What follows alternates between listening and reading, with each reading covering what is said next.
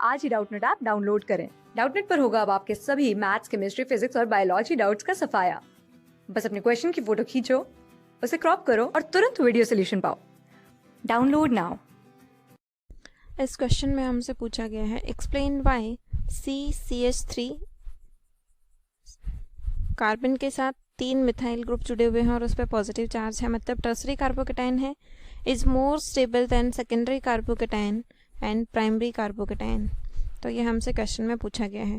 तो सबसे पहले मैं स्ट्रक्चर बना लेती हूँ। देखिए ये कार्बन, इसके साथ यहाँ पे क्या जुड़ा हुआ है CH3, यहाँ पे क्या जुड़ा हुआ है CH3 और यहाँ पे भी क्या जुड़ा हुआ है CH3। ये हो गया हमारे पास टर्शरी कार्बोकेटाइन।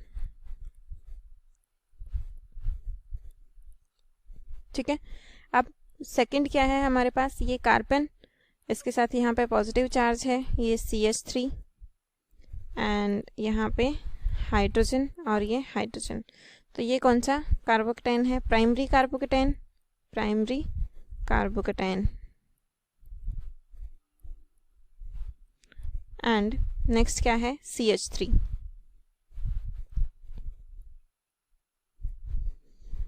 तो इसमें क्या है, ये कार्बन, हाइड्रोजन, हाइड्रोजन, यहाँ पे भी हाइड्रोजन और ये पॉजिटिव चार्ज। तो इस तरीके से कार्बोकेटाइन्स गिवन है। अब इसमें बोला गया है कि ये जो कंपाउंड है, ये कंपाउंड सबसे ज़्यादा स्टेबल क्यों है इसमें। तो कार्बोकेटाइन्स में स्टेबिलिटी की अगर हम बात करते हैं तो टर्सरी कार्बोकेटाइन ज़्यादा स्टेबल होता है, फिर सेकेंडरी कार्बोकेटाइन, फिर प्राइमरी कार्बोकेटाइन। तो ये ऑर्डर होता है। अब आज हम सीखेंगे कि ऐसा क्यों होता है कि टर्सरी कार्बोकेटाइन ज़्यादा स्टेबल होगा।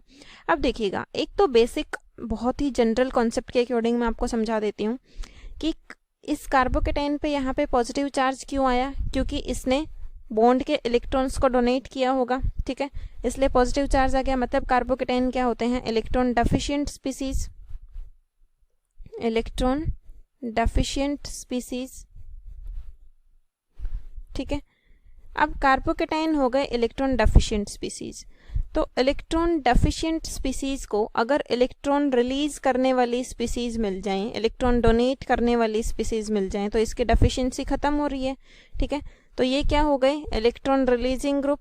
CH3 क्या है, इलेक्ट्रॉन रिलीजिंग ग्रुप। तो इस इलेक्ट्रॉन डेफिशिएंट स्पीसीज पे 3 इलेक्ट्रॉन रिलीजिंग ग्रुप्स जुड़े हुए हैं। प्लस आई से इफेक्ट शो करते हैं, ये प्लस इंडक्टिव इफेक्ट। ठीक है, प्लस इंडक्टिव इफेक्ट, और यहाँ पे भी प्लस इंडक्टिव इफेक्ट।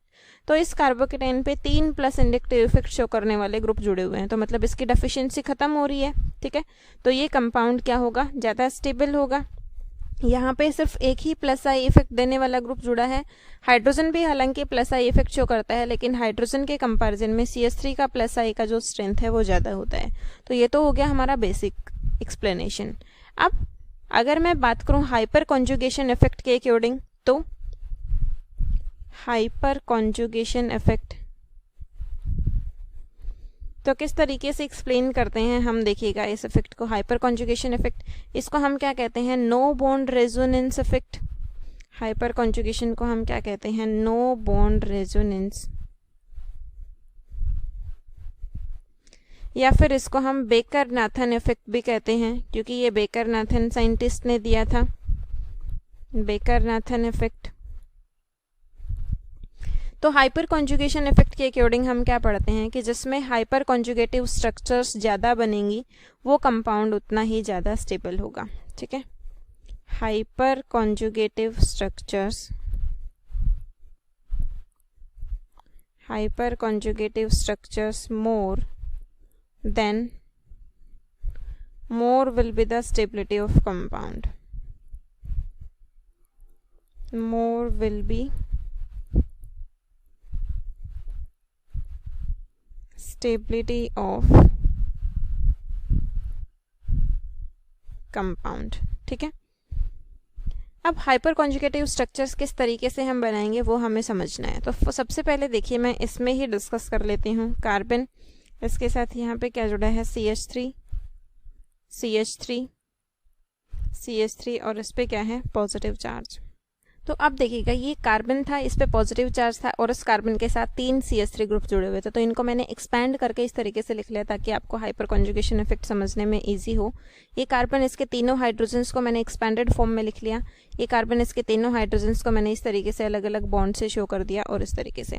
तो इस कार्बन के पास p ऑर्बिटल है और इस कार्बन के पास भी p ऑर्बिटल है। इस कार्बन और इस हाइड्रोजन के बीच में इलेक्ट्रॉन शेयरिंग हो रखा है, ठीक है।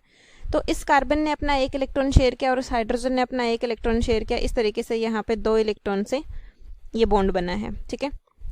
अब अगर ये हाइड्रोजन अपने बॉन्ड के इलेक्ट्रॉन्स को डोनेट कर दे, H पॉजिटिव की फॉर्म में बाहर निकल जाए, तो यहाँ पे इस बॉन्ड में 2 इलेक्ट्रॉन बच गए हमारे पास, ठीक है। ये हाइड्रोजन अगर H पॉजिटिव की फॉर्म में बाहर निकल जाए तो इस बॉन्ड में 2 इलेक्ट्रॉन बच गए। अब ये इलेक्ट्रॉन्स इस p ऑर्बिटल को डोनेट कर देंगे हम, ठीक है। तो यहाँ पे क्या होता है, सिग्मा पाई इफेक्ट भी हम इसको कहते हैं, क्योंकि क्या होता है यहाँ पे सिग्मा और पाई ओवरलैपिंग होती है। क्लियर।